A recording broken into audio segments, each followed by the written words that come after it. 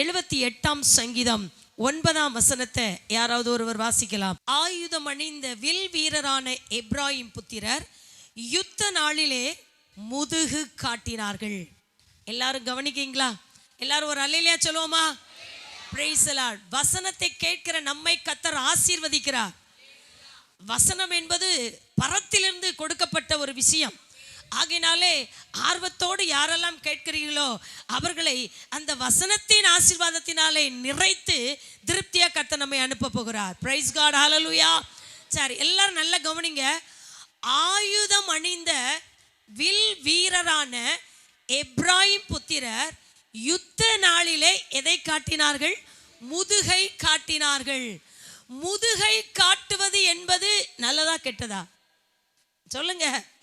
முதுகை காட்டுவது தோல்வியா ஜெயமா? தோல்வி. அந்த காலத்தில் தமிழ்நாட்டு பெண்கள் யுத்தம் நடக்கும் பொழுது தன்னுடைய பிள்ளைகளை யுத்தத்துக்கு அனுப்புவார்கள். அந்த யுத்த களத்திலே அவர்கள் மடிந்து கிடக்கிறார்கள் என்று கேள்விப்படும் போது அந்த தாய்மார்கள் வேகமாக ஓடி தன் பிள்ளையினுடைய மார்பில் அம்பு பாய்ந்திருக்கிறதா இல்லை முதுகில் பாய்ந்திருக்கிறதா என்று பார்ப்பார்கள். மார்பில் பாய்ந்திருந்தால் நான் இப்படிப்பட்ட பிள்ளையை பெற்றதற்காக பெருமைப்படுகிறேன் என்று சொல்லி வருவாளாம். ஆனால் முதுகில் பாய்ந்திருந்தா ஒரு கோழையை பெற்றுவிட்டனே என்று சொல்லி வருத்தப்பட்டு வருவாளாம் தமிழ்நாட்டு பெண். இது ஒரு சரித்திரம். ஸ்தோத்திரம். அப்படின்னா அதாவது முதுகு காட்டுதல் என்பது தோல்வியை குறிக்கிறது. இப்போ எப்ராயிம் புத்திரர், இவர்கள் யார்? எப்ராயிம் புத்திரர் என்பவர்கள் தேவனால் கைப்பிடித்து நடக்க பழக்குவிக்கப்பட்டவர்கள். ஆண்டவர் சொல்றார், எப்ராயிமே நான் உன்னை எப்படி கைவிடுவேன்? உன்னை நான் கைவிட மாட்டேன் எப்ராயிமேன்னு சொல்றாரு. இன்னும் எப்ராயிமை குறித்து ஆண்டவர் பெருமையா தான் பேசிட்டு இருக்காரு. பைபிள்ல வாசிக்கிறோம், பாதாளத்தின் வல்லமைக்கு எப்ராயிமை ஆண்டவர் மீட்பேன் அப்படின்னு வாக்கு கொடுக்கிறார். எந்த வல்லமைக்கு? பாதாளத்தின் வல்லமைக்கு எப்ராயிமை நான் மீட்பேன் சொல்றாரு. ஸ்தோத்திரம், பிரைஸ் தி லார்ட். இன்னும் அவன் நன்றாய் பழக்கப்பட்டு போரடிக்க விரும்புகிற கடாரியா இருக்கிறான். பெருமையா தான் பேசுறாரு. இப்படி எப்ராயிமை குறித்து ஆண்டவர் பெருமையா மேன்மையா மகிமையா பேசி அவன் என்னுடையவன், நான் அவனை என்ன செய்ய மாட்டேன், எப்படி நான் கைவிடுவேன், நான் தானே கைப்பிடிச்சு நடக்க பழக்கினேன் அப்படின்னு சொல்றாரு. ஆனா இவங்களுக்குன்னு ஒரு யுத்த காலம் வந்தது. மனுஷனா பிறந்த ஒவ்வொருவருக்கும் கண்டிப்பா ஒரு யுத்த நாள் வரும். பிரைஸ் தி லார்ட், ஹல்லேலூயா. எப்படி ஒரு கோடை, அதுக்கப்புறம் ஒரு குளிர்ச்சி, ஒரு மேடு, ஒரு பள்ளம், ஒரு நல்லது ஒரு கெட்டது இருக்குதோ அதே மாதிரி ஒவ்வொரு வாழ்க்கையிலையும் ஏதோ ஒரு நாளில் ஒரு யுத்த நாள் அப்படின்னு சொல்லி நியமிக்கப்பட்டு இருக்கிறது. ஸ்தோத்திரம். ஆனால் அந்த யுத்த நாளிலே நாம் முதுகை காட்டுகிறோமா இல்லை முகத்தை காட்டுகிறோமா என்பதுதான் முக்கியம். பிரைஸ் தி லார்ட், ஹல்லேலூயா. எல்லாருடைய வாழ்க்கையிலுமே போராட்டங்கள் வருவது உண்மைதான், சகஜதான். போராட்டங்களும் பிரச்சனைகளும் பலவித நெருக்கடிகளும் வருவது உண்மைதான்.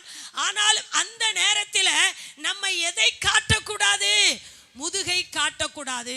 ஆனா இந்த எப்ராயிம் முதுகை காட்டிவிட்டான். ஏன் இவனுக்கு இப்படிப்பட்ட நிலைமை? இவன் தேவனை ஆராதிக்கின்றவன், தேவனுடைய பிள்ளை, தேவன் அவனை முத்திரையாய் வைத்திருக்கிறார். அப்படிப்பட்ட அவனுக்கு ஏன் இப்படிப்பட்ட ஒரு தோல்வி வந்தது? எதற்கு ஏன் கர்த்தர் இவனை அனுமதித்தார்? தோல்விக்கு ஏன் கர்த்தர் அனுமதித்தார்? இன்னைக்கு கேட்கிறேன், எத்தனை பேர் வாழ்க்கையில தோல்வியை சந்தித்திருக்கிறீர்கள்? எப்பவுமே நமக்கு ஜெயம் கிடைச்சிருக்கா? கேட்டா சொல்லுவீங்க, நிறைய தோல்விகள், நிறைய விரக்திகள், நிறைய ஏமாற்றங்கள், நிறைய கசப்பான பாதைகள், கண்ணீரின் அனுபவங்கள் எல்லாத்தையும் கடந்துதான் நான் இங்க வந்திருக்கேன். இன்றைக்கு நான் கர்த்தருடைய பிள்ளையா நிற்கிறேன். ஸ்தோத்திர, பிரைஸ்ல நிறைய சொல்லுவீங்க. ஸ்தோத்திரம்.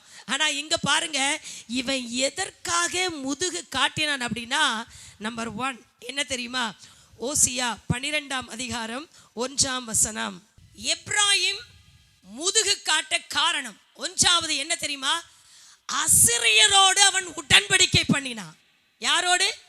அசிரியனோடு அவன் உடன்படிக்கை பண்ணினதுனால அந்த யுத்த நாள் வரும்போது கஷ்டகாலம் வரும்போது இவன் முதுகை காட்ட ஆரம்பித்து விட்டான். தோல்வியை என்ன செய்தான்? ஆண்டவர் சொல்றாரு, அசிரியனோடு நீ ஐக்கியம் என்ன செய்யாத, வைக்காதன்னு சொல்றாரு. இந்த அசிரியன் என்பவன் யார்? அவனை குறித்து பைபிள்ல நிறைய போட்டிருக்கு. நல்ல கவனிங்க. அசிரியன் என்பவன் தண்டாயுதத்தினால் அடிக்கிறவன். தேவ பிள்ளையை எதை வச்சு அடிப்பானா? தண்டாயுதத்தை வச்சு அடிக்கிறவன். அடுத்து இவன் எப்பவுமே எகிப்தியரோடு ஆராதனை செய்வான். யாரோடு? அப்ப எதை ஆராதிப்பாங்க இவங்க? எகிப்தியரோடுனா அது நிலத்துக்கு ஒரு கடவுள், நீருக்கு ஒரு கடவுள், வானத்துக்கு ஒரு கடவுள், பூமிக்கு ஒரு கடவுள், ஏகப்பட்ட தெய்வங்களை வழிபடுகிற விக்கிரக ஆராதனைக்காரர்கள் எகிப்தியர்கள். அவர்களோடு சேர்ந்து இவர்கள் ஆராதனை என்ன செய்வார்களாம்? அப்படிப்பட்டவர்கள். இன்னும் பைபிள் சொல்லுகிறது, ஒரு முகாந்தரமே இருக்காது, ஒடுக்குவாங்க. முகாந்தரம் இருக்காது, என்ன செய்வாங்க? ஒடுக்குவாங்களாம். இன்னும் தேவ ஜனத்தை சிறையாக்க துடிப்பான். கர்த்தருடைய பிள்ளைகள் மேலதான் என்னது இருக்கும்? சிறைப்படுத்தணும், இவங்களை அடிமைப்படுத்தணும், இவங்க செயல்பட விடாதபடி இவங்களை அடைத்து போடணும். இப்படி நினைக்கிறவன் யாரு? சொல்லுங்க எல்லாரும். அசிரியன். ஸ்தோத்திரம். இன்னும் பைபிள்ல வாசிக்கிறோம், இவங்க தேவனுடைய தீர்க்கதரிசிகளை தூசிப்பாங்களாம். எப்பவுமே என்ன செஞ்சுட்டு இருப்பாங்க? உங்க பக்கத்துல யாராவது உங்க ஊர்ல இப்படி இருக்காங்களா? அசிரியர்கள், தேவனை தூசிக்கிறவர்கள், தேவனுடைய தீர்க்கதரிசிகளை என்ன செய்வாங்களாம்? தூசிச்சுக்கிட்டே இருப்பாங்கன்னு பைபிள் போட்டிருக்கு. அதோடு மட்டுமல்லாமல் பெருமையான நெஞ்சின் வினை கொண்டவர்கள். என்னதான் பைபிள்ல போட்டிருக்கு? பெருமையான நெஞ்சின் வினை கொண்டவர்கள். தங்களை குறிச்சே பெருசா என்ன செய்வாங்க? ரொம்ப பெருமை, ரொம்ப மேட்டிமை, ரொம்ப கர்வம், ரொம்ப ஆணவம். அந்த ஆணவத்துக்கு கர்வத்துக்கு தகுதியே இருக்காது, ஆனா ரொம்ப பெருமையா என்ன செய்வாங்க? பேசுவாங்க அப்படின்னு பைபிள்ல போட்டிருக்கு. அதோடு ஜனங்களை அலற பண்ணுவாங்களாம். ஜனங்களை என்ன செய்வாங்களா? அப்படி யாராவது பண்ணிட்டு இருக்கீங்களா? மற்றவங்களுக்கு ஆதரவாக தான் நம்ம இருக்கணும். அல்லேலூயா சொல்லுங்க பார்க்கலாம். இவன் ஜனங்களை அலற பண்ணுவான். அதனால ஆண்டவர் சொல்றாரு, என்ன சொல்றாரு தெரியுமா? ஸ்தோத்திரம். இவன் கர்த்தரின் கோபத்தின் கோல், இவனுக்கு ஐயோ அப்படின்னு ஆண்டவர் சொல்றார். இவனுக்கு ஐயோ, அசிரியனுக்கு ஐயோ. இப்படிப்பட்ட மோசமான குணநலன்கள் கொண்ட இந்த அசிரியனோடு யார் உடன்படிக்கை பண்ணிட்டு இருக்கா? எப்ராஹிம் பண்ணலாமா? எப்ராஹிம் பண்றான், உடன்படிக்கை பண்றான். அதனால கர்த்தர் ஏற்கனவே அசிரியன் இஸ்ரவேல் ஜனங்களை அலற பண்ணி இருக்கிறான், ரொம்ப கஷ்டப்படுத்தி இருக்கிறான், ரொம்ப கொடுமைப்படுத்தி இருக்கிறான். அவனோட ஐக்கியம் என்ன செய்யக்கூடாது? வைக்க கூடாதுன்னு சொல்லி ஒரு தீர்க்க தரிசனத்தையும் கர்த்தர் சொல்லிட்டாரு. என்ன தீர்க்க தரிசனம் தெரியுமா? ஏசாயால இருக்கு. என்ன தீர்க்க தரிசனம்? அசிரியனை என் தேசத்திலே முறித்து என் மலைகளின் மேல் அவனை மிதித்து போடுவேன். அப்பொழுது அவன் நுகம் விலகி அவன் சுமை அவர்கள் தோளில் இருந்து நீங்கும். இது கர்த்தருடைய வாக்கு. ஆண்டவர் தீர்க்க தரிசனமாய் அசிரியனுக்கு விரோதமாய் சொல்லிவிட்டார். ஒரு அலையிலே சொல்லுங்க பார்க்கலாம். தேவ பிள்ளைகளுக்கு விரோதமான அசிரியனுக்காக, அசிரியனின் வீழ்ச்சிக்காக வார்த்தை வந்திருக்கிறது, தீர்க்க தரிசனம் வந்திருக்கிறது, கர்த்தருடைய வார்த்தை வெளிப்பட்டு இருக்கிறது. இதெல்லாம் அறிஞ்சு கூட இவன் என்ன பண்ணிட்டு இருக்கான்? அசிரியரோடு உடன்படிக்கை பண்ணி, அதனால பொய்யையும் கேட்டையும் வர்த்திக்க பண்ணிக்கொண்டே இருக்கிறான். பொய்யும் கேடு என்ன செஞ்சுட்டு இருக்கு? வர்த்திக்க பண்ணிக்கொண்டே இருக்கிறான். எகிப்துக்கு என்ன போகுது? ரொம்ப அங்கேயும் இங்கேயும் பயங்கரமான உறவு. தேவன் தம்முடைய பிள்ளைகளை, இஸ்ரவேல் ஜனங்களை ஆசீர்வதித்திருக்கிறார். பாலும் தேனும் ஓடுகிற கானான் தேசத்தில் வைத்திருக்கிறார். செழிப்பு, கொழுமை, ஆசீர்வாதம் கர்த்தர் கொடுத்தது. ஆனால் கர்த்தர் கொடுத்த ஆசீர்வாதத்தை இவர்கள் எகிப்துக்கோ அசிரியருக்கோ என்ன செய்து கொண்டிருக்கிறார்கள்? கொடுத்து கொண்டிருக்கிறார்கள். அதோடு மட்டுமல்ல, பைபிள்ல வாசிக்கிறோம், ஓசியாவில் நம்ம வாசிச்சோம் அப்படின்னு சொன்னா, ஸ்தோத்திரம், பயங்கரமான காரியங்களை அவங்க பண்றாங்க.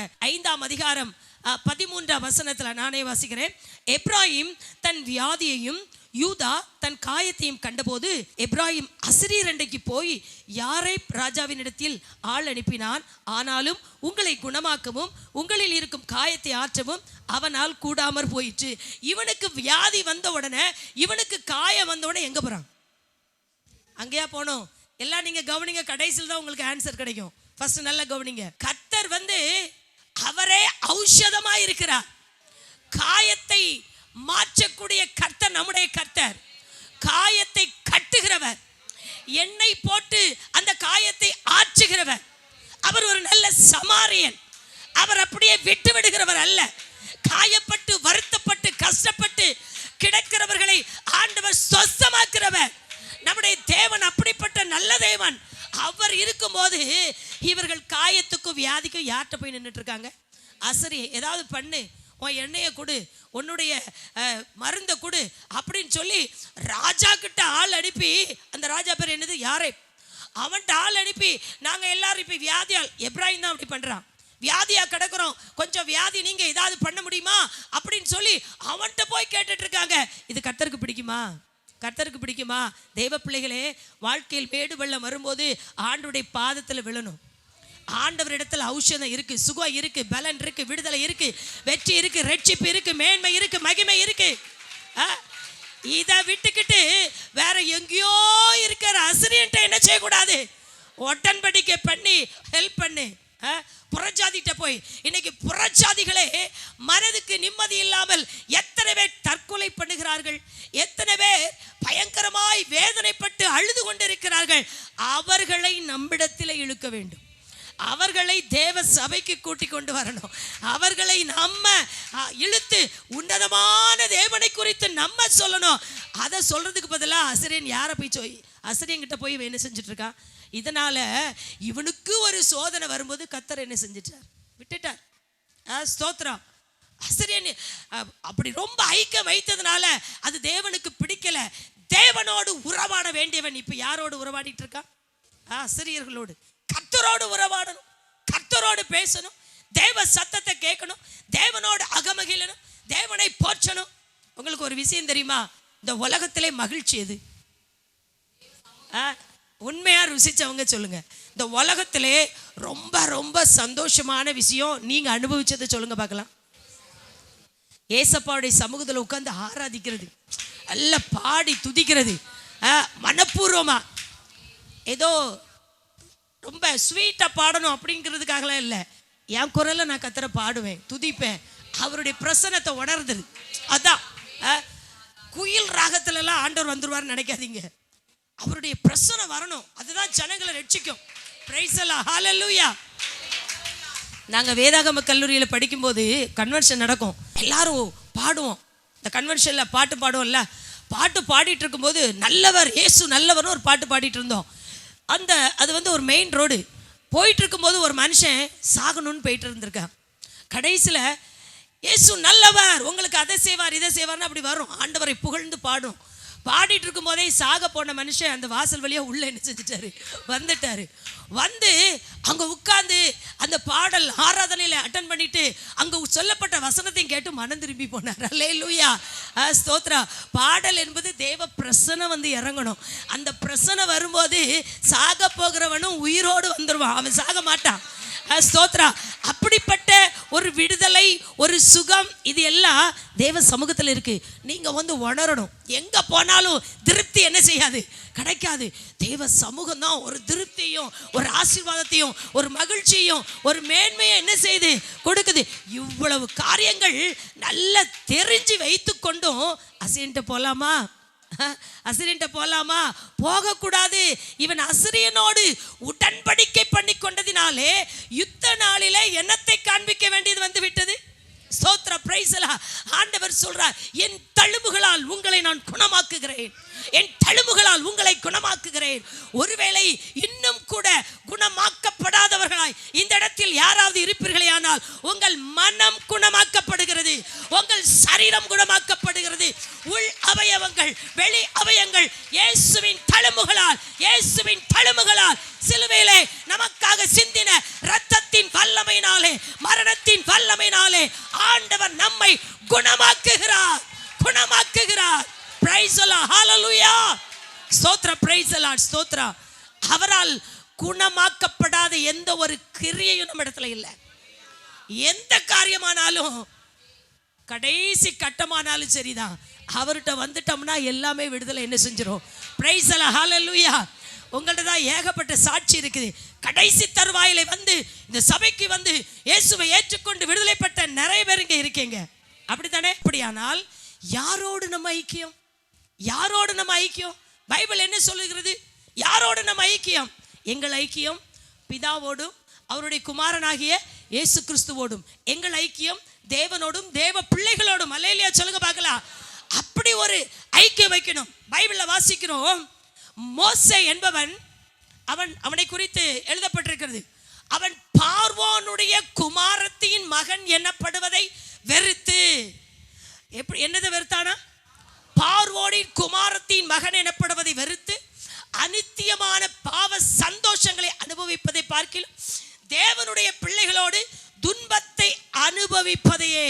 அப்படின்னா இனி வரும் பலன் மேல் நோக்கமாயிருந்து, இனி வரும் பலன் மேல் நோக்கமாயிருந்து தேவ பிள்ளைகளோடு துன்பத்தை அனுபவிப்பதையே அவன் தெரிந்து கொண்டான் என்று பைபிள் சொல்லுது.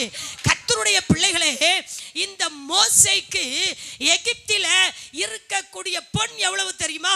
எத்தனையோ கிலோ டன்னா, 1000 கிலோ தான் ஒரு டன். இவனுக்கு ஆயிரக்கணக்கான டன். அந்த அளவுக்கு பொண்ணு இருக்கிறது, சொத்து இருக்கிறது, பொருள் இருக்கிறது, சிங்காசனம் இருக்கிறது, அதிகாரம் ஆளுகை இருக்கிறது. ஆனால் அவனோ அதை வெறுத்தான். எகிப்தியரோடு வாசம் பண்ணுகிறத என்ன செஞ்சா? வெறுத்தான். சகல கலைகள் சாஸ்திரங்கள் எல்லாத்தையும் கற்று தேர்ந்தவன் தான். ஆனால் வெறுத்து தேவ பிள்ளைகளோடு ஐக்கியமாயிருக்கிறது தான் என்ன செஞ்சா? Price the lord. ஹல்லேலூயா சொல்லுங்க பார்க்கலாம். அப்படி ஐக்கியமா இருந்ததுனால அவனுக்கு கிடைச்ச மேன்மை என்ன? சொல்லுங்களேன், சொல்லுங்க. அவனுக்கு என்ன மேன்மை கிடைச்சது? தேவ பிள்ளைகளோடு நான் துன்பத்தை அனுபவிக்கிறேன்னு சொன்னதுனால கர்த்தர் அவன் கையில ஒரு கோலை கொடுத்துட்டாரு. நல்லா அல்லேலூயா சொல்லுங்க பார்க்கலாம். இங்க வந்து யாரும் நிர்விசாரமா என்ன செய்யக்கூடாது, இருக்கக்கூடாது. கர்த்தருடைய கோல், கோல் கையில கொடுக்கப்பட்டது. கர்த்தருடைய கோல். ஸ்தோத்ரா. 40 வருஷம் ஈட்டியை பிடிச்சிட்டு இருந்தான், அதிகாரம் சிங்காசனத்துல. 40 வருஷம் ஆடு மேய்க்கிற கோலை என்ன செஞ்சுட்டு இருந்தான்? பிடிச்சிட்டு இருந்தான். இப்போ ஆண்டவர் கொடுக்கிற கோல், கர்த்தர் கொடுக்கிற கோல், கர்த்தர் கொடுக்கிற கோல். ஸ்தோத்திர, பிரைஸ் எல்லாம். அந்த ஈட்டி, அந்த வல்லமை, அந்த ராஜரீகம், அதெல்லாம் எனக்கு பெரிய விஷயமே கிடையாதுன்னு சொல்லி அதெல்லாம் போட்டுக்கிட்டு கர்த்தர் கொடுக்கிற கோலை வாங்கினா எவ்வளவு சக்தி இருக்கு அந்த கோல்ல. கோலை வச்சு நீட்டுற செங்கடல் பிளக்கிறது. பிரைஸ் எல்லாம். ஈட்டியை வச்சு நீட்டினா செங்கடல் பிளக்குமா? அந்த எகிப்தி பார்வோனுடைய மன்னனுடைய அந்த பெருமையும் மேட்டிமையும் செங்கடலுக்கு முன்னால நிற்க முடிஞ்சதா? அமிழ்ந்து போனார்கள், ஒன்றுமில்லாமல் போனார்கள். ஆனால் தேவன் கொடுத்த அந்த கோல், கோல் பாம்பாவது, பாம்பு கோலாவது, பயங்கரமான கிரியைகளை கோல் செய்யுது. அந்த கோலை கொண்டு கண்மலை மேல் அடிச்சா தண்ணி மடமடமடன்னு வருது.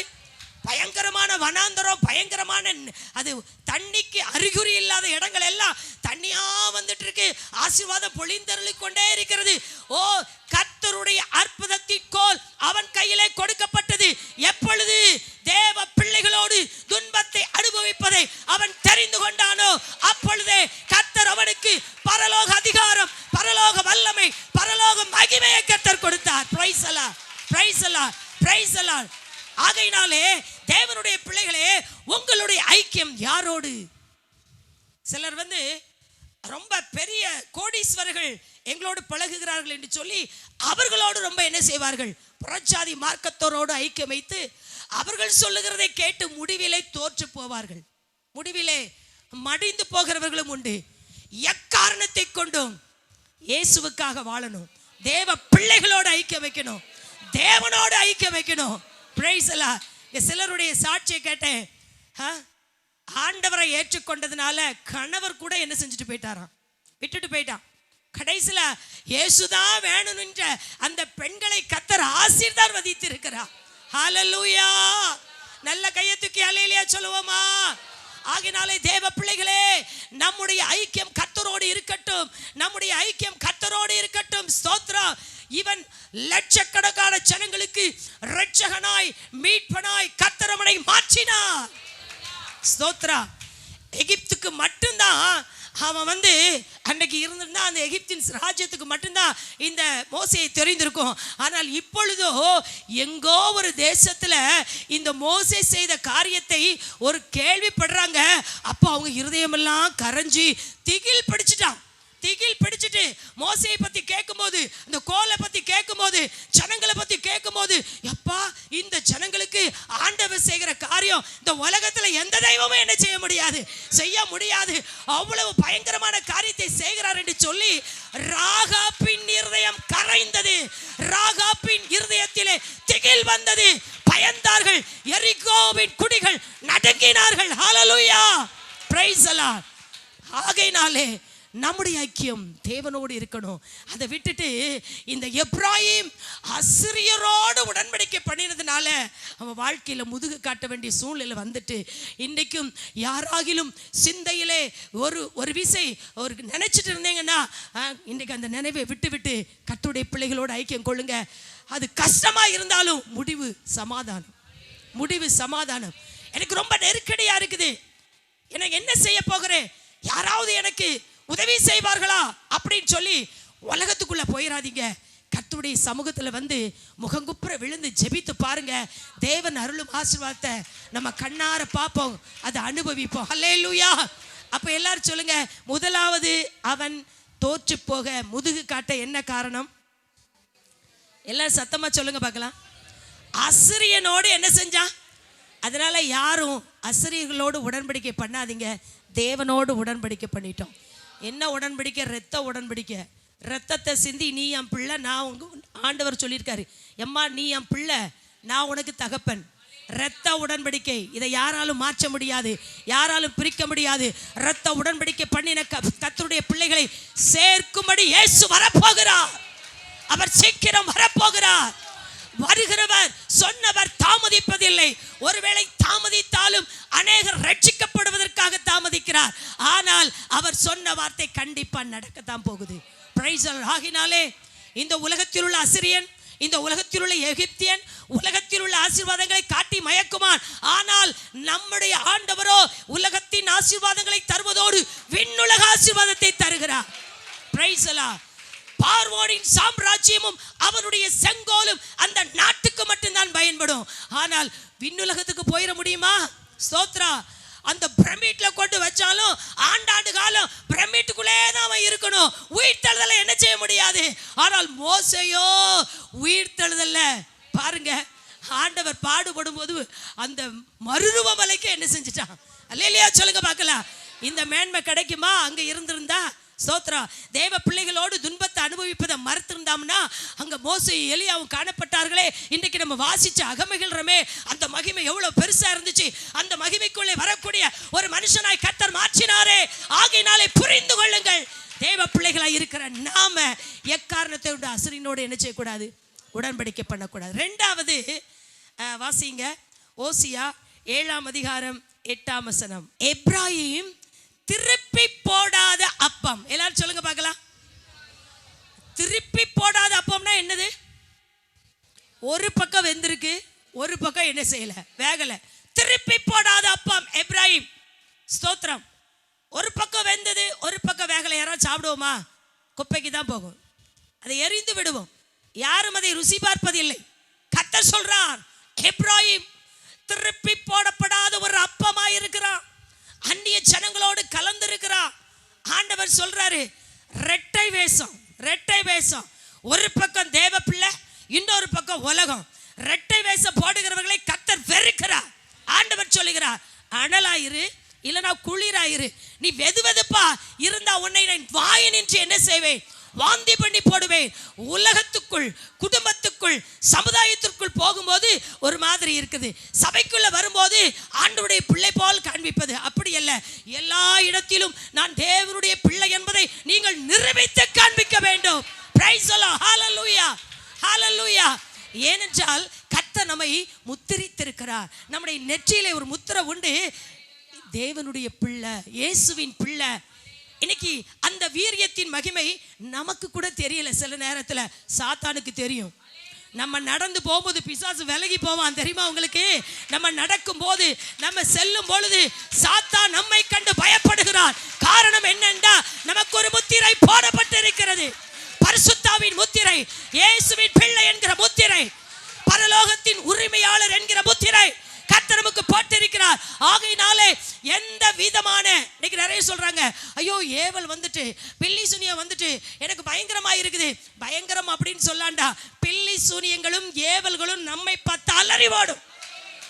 நம்ம கிட்ட வர முடியாது, அதற்கு அதிகாரம் இல்லை. பிரைஸ் தி லார்ட், ஹalleluya. எப்ராஹிம் திருப்பி போடப்படாத அப்பமா இருக்கு. அப்பத்தை குறித்து நம்ம பைபிளை வாசித்து பார்த்தா, என்றைக்கு பழைய ஏற்பாட்டு காலத்தின் ஆரம்ப கட்டத்திலே அப்பங்கள் தேவ சமூகத்தில் என்ன செய்யப்பட்டது? அடுக்கி வைக்கப்பட்ட 2 அடுக்கு 6 6 12 அடுக்கி வைக்கப்பட்டது. டெய்லி ஃப்ரெஷ்ஷா நல்ல சூடா தேவ சமுத்திரம் கொண்டு அப்பத்தை வச்சிருவாங்க. இது பிரமாணம். இது ஆசரிப்பு கூடாரத்தில் மேஜையில கண்டிப்பா என்ன செய்யணும்? அப்போ வைக்கப்படணும். அந்த அப்பத்தை ஆசாரியர்களும் அவங்க பிள்ளைகள் தான் என்ன செய்வாங்க? சாப்பிடுவாங்க. வேற யாரும் சாப்பிடக்கூடாது. இது தேவ சமூகத்துக்கு அப்பம். இந்த அப்பத்தை ஆரம்பத்திலே கர்த்தர் அங்கீகரித்தார். ஆரோன் கொண்டு வந்து வைக்கிற அப்பம், ஆசாரியன் கொண்டு வந்து வைக்கிற அப்பம், அது இன்றைக்கு தேவ வார்த்தையாக இருக்கிறது. நம்முடைய போதகர்கள் டெய்லி என்னதை கொண்டு தருகிறார்கள்? நமக்கு தேவ சமூகத்து அப்பங்களை கொண்டு தருகிறார்கள். அல்லேலூயா சொல்லுங்க பார்க்கலாம். தேவ சமூகத்து அப்பம், இதை கர்த்தர் அங்கீகரிக்கிறார். கர்த்தர் இதை ஆசீர்வதிக்கிறார். இது ஆசாரியர்களின் அந்த வயிற்று பசியை போக்குகிறது. இது ஒரு மகிமையானது. இது தேவனால் அங்கீகரிக்கப்பட்டது. Price the Lord. இது ஒரு விதமான அப்பம் அன்றைக்கு. அதற்கு பிற்பாடு தேவன் என்ன செய்கிறார்? தன்னுடைய ஜனங்களுக்கு, எல்லாரும் கவனிங்க, எகிப்தை விட்டவர்களுக்கு, எகிப்து வேண்டாம், அடிமைத்தனம் வேண்டாம், ஆளோட்டிகளின் தொந்தரவு வேண்டாம், அங்குள்ள பிசாசுகளின் கிரியை எங்களுக்கு வேண்டாம், ஒன்றும் எங்களுக்கு வேண்டாம், எங்களுக்கு கானான் வேண்டும், பாலும் தேனும் ஓடுகிற அந்த மகிழ்ச்சி எங்களுக்கு வேண்டும், யெகோவா தேவன் எங்களுக்கு வேண்டும், உன்னதமான கர்த்தர் எங்களுக்கு வேண்டும், அவரை ஆராதிக்கிற ஆராதனை எங்களுக்கு வேண்டும் என்று சொல்லி எகிப்தை விட்டு வந்தவர்களுக்கு ஆண்டவர் வானத்து மன்னாவை போட்டார். அதை குறித்து பைபிள் சொல்லுகிறது, தூதர்களின் அப்பம். என்ன அப்பம்? தூதர்களின் அப்பம். அந்த தூதர்கள் சாப்பிடக்கூடிய அப்பத்தை இப்ப யாருக்கு கொடுத்திருக்கிறாரு? எகிப்தை விட்டவங்களுக்கு. எல்லாத்துக்கும் கிடையாது. எகிப்து வேண்டாம் என்று சொல்லி விட்டு அற்புதத்தோடும் அடையாளத்தோடும் தேவ பலத்தோடு வெளியே வந்தவங்களுக்கு ஆண்டவர் தூதர்கள் சாப்பிடக்கூடிய அப்பத்தை என்ன செஞ்சாரா? கொடுத்தாரா. அவங்க நல்லா சாப்பிட்டாங்க. அது எப்படி இருந்துச்சு? அது ரொம்ப டேஸ்ட், தேடிட்ட படிகாரம் போல இருந்தது, புது ஒலிவ எண்ணெய் போல இருந்தது. ரொம்ப ருசியான பதார்த்தங்களை கர்த்தர் வானத்திலிருந்து பொழிந்தருள பண்ணினார். பூமியில இருந்தது முளைக்கல, நெல்லு கோதுமை முளைக்கிற மாதிரி முளைக்கல, அங்க இருந்து விழுது, வானத்திலிருந்து விழுது. அல்லேலூயா சொல்லுங்க பார்க்கலாம். அப்படிலாம் நடத்தின ஆண்டவர் நம்ம நடத்த மாட்டாரா? அப்படிலாம் நடத்தினவர் நீங்களும் நானும். உலகம் வேண்டாம், உலகத்தின் இச்சை வேண்டாம், ஆடம்பரம் வேண்டாம், ஆசைகள் வேண்டாம், அங்க உள்ள பிசாசு வேண்டாம்னு சொல்லிட்டு தான் இயேசு வேணும்னு வந்திருக்கீங்க. உங்களை என்னை கர்த்தர் வெட்கப்படுத்துவாரா? விட்டு விடுவாரா? விடமாட்டார். ஹல்லேலூயா. ஆகையினாலே ஸ்தோத்திர, பிரைஸ் எல்லாம். இந்த எப்ராயிமை போல யாரும் என்ன செய்யக்கூடாது? இருக்கவே கூடாது. ஸ்தோத்திரம், பிரைஸ் எல்லாம். வானத்தின் அந்த அப்பங்களை கர்த்தர் என்ன செய்தாராம்? போட்டு அவங்கள நல்லா சாப்பிட வச்சு திருப்தியா சாப்பிட்டு சுகமா பிரயாணம் பண்ணிட்டு இருக்காங்க. இது ஒரு அப்பம்.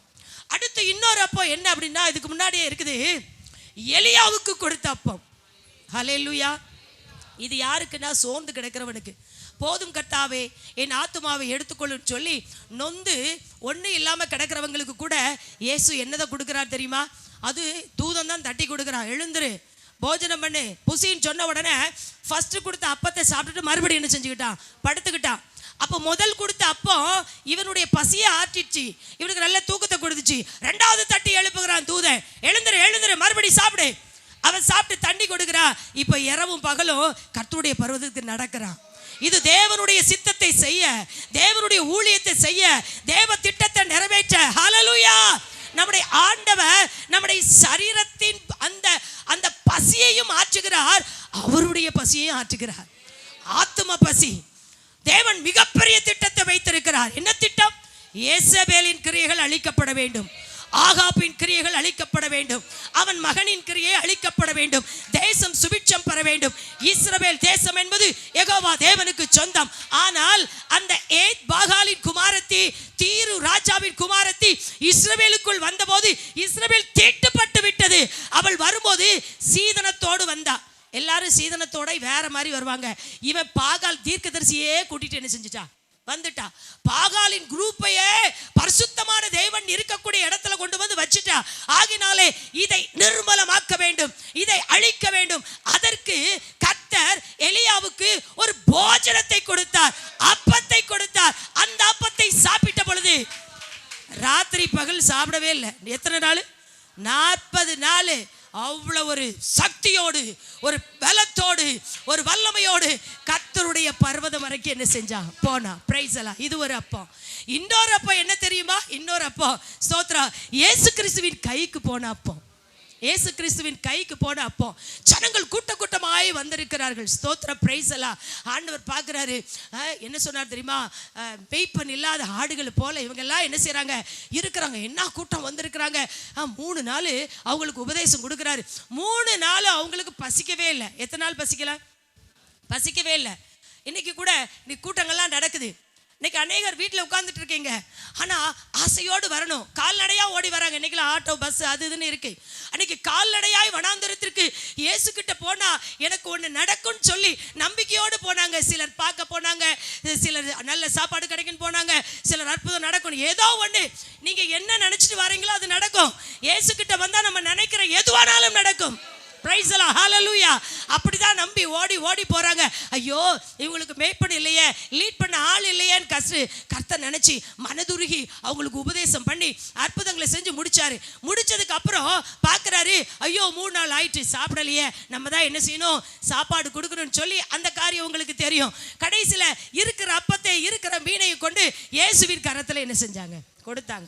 இயேசுவின் கரத்திலே அப்பம் வந்தபோது அவர் அதை வானத்துக்கு நேராய் அவர் அண்ணாந்து பார்த்து கையில எடுத்து ஸ்தோத்திரம் பண்ணி அதை பிட்டு சீசரிடத்தில் என்ன செஞ்சார்?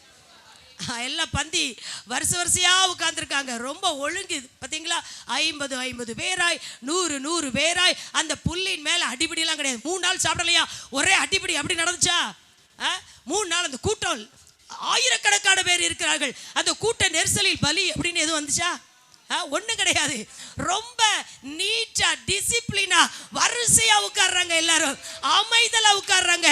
ஒருவர் கூட ஆண்டவர் குறைவில்லாதபடி நல்லா சாப்பிடுங்க, நல்லா சாப்பிடுங்க, திருப்தியா சாப்பிடுங்க, வயிறு நிறைய சாப்பிடுங்க. பிரைஸ் எல்லாம். நல்ல உபதேசத்தையும் கொடுத்து ஆண்டவர் நிறைச்சாரு. இப்போ ஆகாரத்தையும் கொடுத்து, அப்பத்தையும் கொடுத்து, மீனையும் கொடுத்து ஆண்டவர் நல்லா ஆசீர்வதிச்சு திருப்தியாக்கி சும்மாவா விட்டாரு? சீசர்களை நீங்கள் சுமங்கள் என்று சொல்லி கூடையும் என்ன செஞ்சுட்டாரு? ஆமா. அன்னைக்கு எகிப்தில தோல்ல கூடை வச்சு கஷ்டப்பட்டாங்க. இன்னைக்கு ஆகாரத்தை கொடுத்து தலையில வச்சு சோமான் என்ன செஞ்சுட்டாரு? பிரைஸ். அப்பத்தை கொடுத்தா, திருப்தியாக்கினார். மீதியாய் பாருங்க, மீதியானது ஒன்றும் ஆகாமல் போகக்கூடாது. அது அப்படியே இருந்துச்சான். அந்த அப்பம் கெட்டே போகல. ஏன்னா கர்த்தருடைய கைக்கு போயிட்டு வந்த அப்பம் கெடாது. இயேசுவின் கையில் உள்ள அப்பம் என்ன செய்யாது? கெடாது. எத்தனை பேர் இயேசு கையில இருக்கீங்க? இயேசு கையில இருக்கிற அப்பா என்ன செய்யாது? கெட்டு போகாது. ஹல்லேலூயா. எந்த ஒரு மனுஷனோ மனுஷியோ கெட்டு போக நினைத்தாலும் அதை கெட்டு போக வைக்க எவராலும் முடியாது. பிரைஸ் எல்லாம். அற்புதத்தின் கரத்திலே நாம் இருக்கிறோம். ஹல்லேலூயா. இந்த அப்போ ஆண்டவருடைய கரத்துக்கு போனதுனால எத்தனை அப்பம்? 5 அப்பம். எத்தனை மீன்? 2 மீன் தான். ஆனால் 5000 புருஷர்கள் அப்படின்னா ஸ்திரீகள் அவங்க பிள்ளைகளை எல்லாம் சேர்த்தா எத்தனை ஆயிரம்? அத்தனை பேரும் திருப்தியாய் சாப்பிடக்கூடிய அப்பமாய் இயேசுவின் கையில் உள்ள அப்பம் என்ன செஞ்சுட்டு மாறிட்டு. இது ஒரு வகை அப்பம். அடுத்து என்ன அப்படின்னு சொன்னா பைபிளை வாசிக்கிறோம். இயேசு சொன்னார், நானே வானத்திலிருந்து இறங்கின அப்பம். எல்லாரும் ஒரு அல்லேலூயா சொல்லுங்க பார்க்கலாம். ஸ்தோத்திரம், ஸ்தோத்திரம். அதை குறித்து நம்ம வாசிச்சோம் அப்படின்னா யோவான் எழுதின சுவிசேஷத்தை எடுத்துக்கொள்ளுங்கள். ஹல்லேலூயா, ஹல்லேலூயா, ஸ்தோத்திரம். 6ஆம் அதிகாரம் 51ஆம் வசனத்தை வாசிங்க. இயேசு சொல்லுகிறார், நானே வானத்திலிருந்து இறங்கின அப்பம். அப்பம். இப்போ நல்லா கவனிங்க எல்லாரும். இயேசுவை மக்கள் எதற்கெல்லாம் பின்பற்றினார்கள்? இயேசுவை எதற்கெல்லாம் பின்பற்றினார்கள்? சொல்லுங்க, எல்லாரும் சொல்லுங்க. அற்புதம் நடக்கிறதுக்காக பின்பற்றினாங்க. அப்புறம் ஏதாவது சாப்பாடு கிடைக்கும் அப்படின்னு என்ன செஞ்சாங்க? பின்பற்றினாங்க. சிலர் உபதேசம் கேட்க என்ன செஞ்சாங்க? ஆனால் எப்படியோ உபதேசம் கேட்கணும் போனவங்களுக்கு உபதேசம் கிடைச்சிது, சாப்பாடு வேணும்னு நினைச்சவங்களுக்கு சாப்பாடு கிடைச்சிது, நோய்கள் குணமாகணும்னு நினைச்சவங்களுக்கு நோய்கள் குணமாச்சு, அசுத்தாவி போகணும்னு நினைச்சவங்களுக்கு அசுத்தாவி எது எது வேணும்னு கேட்டாங்களோ அதெல்லாம் என்ன செஞ்சுட்டு போயிட்டு. இப்போ கூட்டம் கூட்டம் கூட்டம், இயேசுக்கு பின்னால போற கூட்டத்துக்கு அளவே கிடையாது. திரளான ஜனங்கள், அநேகமாயிரம் ஜனங்கள் அப்படிலாம் பைபிளில் போட்டிருக்கு. அப்படி போயிட்டு இருக்கும்போது ஆண்டவர் ஒரு நாள் இந்த வசனத்தை சொல்றாரு, நானே வானத்திலிருந்து இறங்கின அப்பம். அப்பம், இந்த அப்பம் அன்றைக்கு மன்னாவை புசித்தார்களே உங்களுடைய பிதாக்கள், அந்த மாதிரி அப்பம் இல்லை. அந்த மன்னாவை புசித்தவர்கள் மரித்தார்கள். ஆனால் இந்த அப்பமாகிய என்னை புசிக்கிறவர்களோ மறியாமல் இருப்பார்கள். நான் அவர்களுக்கு கொடுக்கிற அந்த ஜீவன், அந்த ஜீவன், அந்த நித்திய ஜீவன். பிரைஸ் தி லார்ட், ஹalleluya. ஆண்டவர் சொன்னார், நானே ஜீவ அப்பம். நானே யாரு? ஜீவ அப்பம். இன்னும் அதில் நிறைய வசனம் சொல்லப்பட்டிருக்குது. ஜீவ அப்பம் நானே, என்னிடத்தில் வருகிறவன் ஒரு காலும் பசியடையான், என்னிடத்தில் விசுவாசமாய் இருக்கிறவன் ஒரு காலும் தாகம் அடையான். அல்லேலூயா. இந்த அப்பத்தை புசிக்கிறவன் என்றென்றைக்கும் மறியாமல் இருப்பான், பிழைத்திருப்பான், பிழைத்திருப்பான். இந்த அப்பத்தினால ஒரு பிழைப்பு நமக்கு என்ன செய்கிறது? இயேசு தன்னை குறித்து வானத்திலிருந்து வந்தவர் இந்த அப்பம் அப்படின்னு சொல்லி தன்னுடைய ஜீவனை நான் கொடுக்க போகிறேன், சிலுவையில் என்னுடைய இரத்தத்தை சிந்த போகிறேன். இந்த அப்பத்தை அப்படி ஒரு சாப்பாடுக்காக எப்படி ஒரு அப்பத்தை நம்ம புசிக்கிறோமோ அதே போல நம்முடைய ஆத்துமீக தேவைக்கான ஒரு அப்பம் எதுதான்? கிறிஸ்துவின் மாம்சம். அல்லேலூயா, பிரைஸ் தி லார்ட். ஆத்துமா மீட்கப்படுவதற்கு, ஆத்துமா ரட்சிக்கப்படுவதற்கு. இன்னைக்கு சரீரம் மண்ணுக்கு போயிரும், ஆவி எல்லாருடைய ஆவியும் தேவனிடத்துல போயிரும். ஆத்துமா மட்டும்தான் ஒன்னு பரதீசுக்கு போவோம், இல்லட்டா பாதாளத்துக்கு போவோம். இன்னைக்கு நம்முடைய ஆத்துமா பரதீசுக்கு போவதற்கு தான் அவர் ஜீவனையே கொடுத்தார். அல்லேலூயா. எத்தனை பேர் விசுவாசிக்கிறீங்க? அப்படிப்பட்ட உன்னதமான அப்பம்னா அப்படின்னு சொல்லி இந்த அப்பத்தை குறித்து ஆண்டவர் ஆணித்தரமா பிரசங்கித்தார். பார்த்தீங்களா? உடனே எல்லாம் கூடி வந்த மக்கள் எல்லாரும் சொல்றாங்க, அப்பா இது கடினமான உபதேசம், யார் இதை பின்பற்றக்கூடும், யார் இதை கை கொள்வார்கள், இதெல்லாம் ரொம்ப முடியாதுன்னு சொல்லி பைபிள் சொல்லுது. அது முதல் அவர்கள் இயேசுவோடு கூட நடவாமல் பின்வாங்கி என்ன செஞ்சிட்டாங்களா? போயிட்டாங்களா? நிறைய போகுது. உபதேசத்தை சொல்லும் போது நிறைய என்ன செய்யும்? பின்வாங்கும். சாப்பாடு கொடுக்கும் போது எல்லாம் முன்னால ஓடி வரும். உபதேசத்தை கேட்கும் போது அந்த உன்னதத்திற்குரிய உபதேசம், இது ஒரு கருகலான உபதேசமா இருந்தாலும் இதுதான் உண்மை. அந்த உண்மையை சொல்லும் போது எல்லாரும் என்ன செய்யறாங்க? பின்வாங்கி போறாங்க. அப்பதான் ஆண்டவர் தன்னுடைய சீசர்களை பார்த்து சொல்றாரு, நீங்களும் போய்விட மனதா இருக்கிறீர்களோன்னு கேட்டாரு. உடனே அவங்க சொன்னா, பேதுரு சொன்னா, வெளிப்படுத்தல அவனுக்கு வந்துச்சு. என்ன சொன்னா? ஆண்டவரே யாரிடத்தில் போவோம்? நித்திய ஜீவ வசனங்கள் உம்மிடத்தில் உண்டே. ஹalleluya. தேவ வெளிப்பாடு பெற்றவங்க இதைத்தான் சொல்லுவோம். தேவ வெளிப்பாடு பெற்றவங்க, ஆண்டவரே நாங்க யார்கிட்ட போவோம்? நாங்க யார்கிட்ட போவோம்? ஸ்தோத்திரம். எத்தனை பேர் அப்படி சொல்லுவீங்க இந்த ராத்திரி வேளையில? ஆண்டவரே நாங்க யார்கிட்ட போவோம்? நித்திய ஜீவ வசனங்கள் உம்மிடத்தில் உண்டே. நித்திய ஜீவ வசனங்கள் உம்மிடத்தில் உண்டு. அதை வச்சே நாங்க பழச்சிக்கிடுவோம் ஆண்டவரே, அதை வச்சே நாங்க பழச்சிக்கிடுவோம். ஸ்தோத்திர, ஹல்லேலூயா. அதே யோவான்ல ஸ்தோத்திர கீழே உள்ள வசனத்துல வாசிக்கிறோம், அந்த 69ஆம் வசனத்துல வாசிக்கிறோம், நீர் ஜீவனுள்ள தேவனுடைய குமாரனாகிய கிறிஸ்து என்று நாங்கள் விசுவாசித்தும் அறிந்தும் இருக்கிறோம். அல்லேலூயா சொல்லுங்க பார்க்கலாம். நாங்கள் விசுவாசித்தும் அறிந்தும் இருக்கிறோம். இன்றைக்கு எத்தனை பேர் அவர் ஜீவனுள்ள தேவனுடைய குமாரனாகிய கிறிஸ்து என்று எத்தனை பேர் விசுவாசித்தும் அறிந்தும் இருக்கிறீர்கள்? ஏதோ விசுவாசித்து மட்டுமல்ல, அறிந்து கொள்ள வேண்டும். அவர் யார் என்பதை அறிந்து கொள்ள வேண்டும். இன்றைக்கு ஒவ்வொரு திருவிருந்திலையும் இயேசுவின் ரத்தத்தை, அதை திராட்சை ரசமா என்ன செய்யறோம்? பருகிறோம். அவருடைய மாம்சத்தை அப்பமாய் எடுத்து நம்ம சாப்பிட்டு நினைவு கூறுகிறோம். அப்படி நினைவு கூறுகிறவர்களுக்கு மரண ஆக்கினை இல்லை. மரண ஆக்கினைக்கு நீங்கி அவன் ஜீவனுக்குட்பட்டு இருக்கிறான். இதான் சத்தியம், இதான் சத்தியம். இன்னைக்கு எல்லாரும் புரிந்து கொள்ளுங்கள், நமக்கு மரணாக்கினை கிடையாது. இரண்டாம் மரணத்தினாலும் சேதப்படுவது இல்லை. கர்த்தர் நம்மை ஜீவனை கொடுத்து அந்த ஜீவனை தந்து மரண ஆக்கினை நின்று ஆண்டவர் மீட்டுக் கொண்டார். காரணம், அவர் மரித்தார். அந்த ஆக்கினை நம்மேல் வந்த ஆக்கினையை அவர் ஏற்றுக்கொண்டார். சபை அடைய வேண்டிய ஆக்கினையை கிறிஸ்து ஏற்றுக்கொண்டார். ஆகையினாலே நமக்கு ஆக்கினை தீர்ப்பு இல்லை. எவ்வளவு பெரிய விஷயம்! கை தட்டி ஆண்டவரை மகிமைப்படுத்துங்க. நல்ல கை தட்டுங்க பார்க்கல. ஹல்லேலூயா, ஹல்லேலூயா, ஹல்லேலூயா. இது கடைசி காலத்துல தான் புரியும். இன்னைக்கு ஏதோ அற்புதம் அற்புதம் அற்புதம் சொல்லி அதை மட்டும் வாஞ்சித்து கொண்டிருக்கிறோம். ஆனால் இதற்கு பின்னால் ஒரு வாழ்க்கை வருகிறது. அன்றைக்கு மரணத்தின் வரிசையில நிற்க கூடாது. இரண்டாம் மரணத்தினால் சேதப்படுவதற்கு சாத்தா என்ன செய்வான்? அன்னைக்கு சாத்தானோ அவனுடைய தூதருக்காக தான் பாதாளத்தை ஆண்டவர் உண்டாக்குனாரு, நரகத்தை உண்டாக்குனாரு.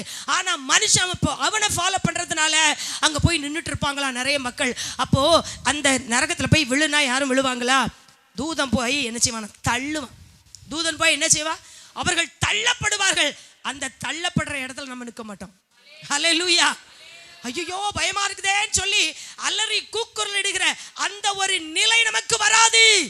ஏனென்றால் இயேசுவை நம்புகிறோம், அவர் சிந்தின இரத்தத்தை நம்புகிறோம், அவர் நமக்காய் பிக்கப்பட்ட அந்த அப்பமாகிய அந்த சரீரத்தை எனக்காய் பாடுபட்டார் என்று விசுவாசிக்கிறோம், அவரை அறிந்திருக்கிறோம். ஆகினாலே மரணாக்கினை நமக்கு கிடையாது, நித்திய ஜீவனை கர்த்தர் நமக்கு என்ன செய்கிறார்? ஹல்லேலூயா, பிரைஸ் அல்லாஹ். இப்படிப்பட்ட அப்பமா கிறிஸ்துவின் சரீரமே நமக்காக என்ன செய்யப்பட்டது? பிக்கப்பட்டது. இதை விட பெரிய அப்பா என்ன அப்பா இருக்கு? கடைசியில இனி ஒரு அப்பம் நமக்கு கொடுக்கப்பட போகுது. தெரியுமா உங்களுக்கு? என்ன அப்பம்? மறைவான மன்னாவை ஜெயம் கொண்ட தேவ பிள்ளைகளுக்கு கர்த்தர் கொடுக்க போகிறார். ஜெயம் கொண்ட பரிசுத்தவான்களுக்கு, ஜெயம் கொண்ட பரிசுத்த வாட்டிகளுக்கு, ஜெயம் கொள்ளுகிறவர்களுக்கு தேவன் மறைவான மன்னாவை வச்சிருக்கிறாரு. அது எப்படி இருக்கும்னு நமக்கு என்ன செய்யாது? இதுவரைக்கும் நம்ம சொன்னமே அத்தனை அப்பத்தை குறித்து நமக்கு தெரியும். ஆனா என்றைக்கு கிறிஸ்துவாகி அப்பத்தை நாம் புசிக்கிறோமோ அன்றைக்கு அந்த மக்களுக்கு மட்டும்தான் மறைவான மன்னா. ஹல்லேலூயா. மறைவான மன்னா இனி கர்த்தர் கொடுக்க போகிறார். இயேசு கிறிஸ்துவை ஏற்றுக்கொண்டு விசுவாசிக்கிறவர்களுக்கு இயேசு ஜெயம் கொண்டது போல ஜெயிக்கிற ஒரு சக்தியை நமக்கு தந்துருவார். எதனாலும் நம்ம ஜெயிப்போம், எதனாலும் ஜெயிப்போம். ஜெயிக்கிற வல்லமை தருவார். பார்த்தீங்களா? அந்த ஜெயம் கொண்ட பரிசுத்தவான்களுக்கு தான் ஆண்டவர் மறைவான மன்னாவை என்ன செஞ்சிருக்காரு? வைத்திருக்கிறார். இப்போ கவனிச்சீங்களா? இத்தனை அப்பம் நமக்கு இருக்கு. தேவ சமூகத்து அப்பத்தை கர்த்தர் அங்கீகரித்து ஆசீர்வதிக்கிறார். ஸ்தோத்திரம், பிரைஸ் எல்லாம். அன்றைக்கு வானத்தின் அப்பத்தை ஜனங்களுக்கு கொடுத்து அவர்களை ஆசீர்வதித்தார். எலியாவுக்கு நீ போக வேண்டிய தூரம் வெகு தூரம் என்று சொல்லி அந்த அப்பத்தை கொடுத்து அவனை ஆசீர்வதிச்சார். கிறிஸ்துவே நமக்கு அப்பமா மானாரு. இனியும் மன்னா கொடுக்கப்பட போகிறது. இப்படிலாம் அப்பங்கள் இருக்கும்போது இவனை குறித்து என்ன எழுதியிருக்கிறது? திருப்பி போடாத அப்பம். விரும்புவாரா ஆண்டவர்? விரும்புவாரா? பிரைஸ் எல்லாம். கர்த்தர் அதை என்ன செய்ய மாட்டாரு? ஏற்று. யாரும் இந்த இடத்துல ஒருவேளை நான் ஒரு பக்கம் இதுவரைக்கும் வெந்திருக்கிறேன், இன்னொரு பக்கம் வேகலைன்னு யாரும் சொன்னீங்கன்னா இன்னைக்கு 2 பக்கமும் வெந்த அப்பமா மாறணும். ஹல்லேலூயா, ஹல்லேலூயா.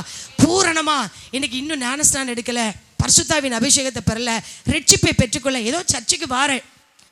சிலர் பாஸ்டரை பிரியப்படுத்த வருவாங்க, பாஸ்டர் அம்மாவை பிரியப்படுத்த வந்துடுவாங்க, இல்லை ஏதோ ஒரு விசுவாசி கம்பல் பண்ணதுனால வந்தேன்னு சொல்லுவாங்க. அப்படிலாம் இருக்கிற அப்பமா இருக்கக்கூடாது. கிறிஸ்துவின் ரட்சிப்பையும் கிறிஸ்துவின் அபிஷேகத்தையும் கிறிஸ்துவின் வல்லமையும் உங்கள் போதகர்கள் போதிக்கிற அந்த சத்தியத்தையும் நீங்கள் ஏற்றுக்கொண்டு அறிந்தும் விசுவாசித்தும் இருப்பீர்களே, ஆனால் தான் 2 பக்கமும் வெந்த அப்பமா என்ன செய்ய முடியும்? ஹல்லேலூயா. 2 பக்கம் வெந்த அப்பத்தை எல்லாரும் சாப்பிடுவாங்க, எல்லாரும் விரும்புவாங்க, கர்த்தரே விரும்புவார்.